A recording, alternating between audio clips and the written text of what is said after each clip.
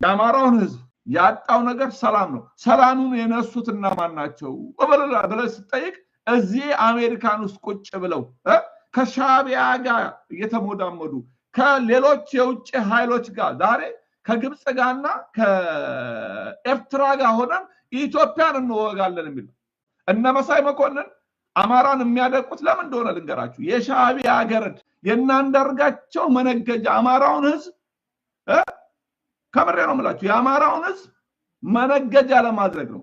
የነ መዓዛ አይን የነ አንዳርጋቸው ጽጌያን የሻዕቢያ ተላላኪዎች አይን ይሄንን አይፈልገው።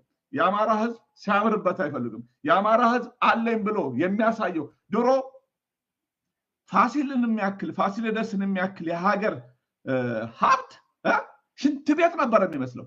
አሁን ሲያምርበት አይናቸው ደማ። ለምን? አማራው ካልቆሰለ፣ ለምን? አማራው ካልደማ፣ ለምን? አማራው ካልተሰደደ፣ ለምን?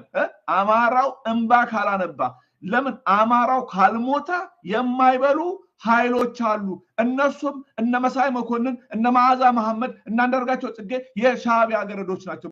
ለአማራው ህዝብ ትምህርት ቤት ከመስራት ይልቅ ትምህርት ቤቱን ያፈርሱበታል። ትምህርት ቤቱን አፍርሰው ምን ያደርጉታል? ያስለቅሱታል። ትምህርት ቤቱን አፍርሰው እንዳይማር ነገሮችን በፖለቲካን በፍጥነትና በንቃት እንዳያቅ የአማራው ህዝብ ከጀዘበ እነ መሳይ ቦርጫቸው ይሞላል፣ እነ መዓዛ ያምርባቸዋል።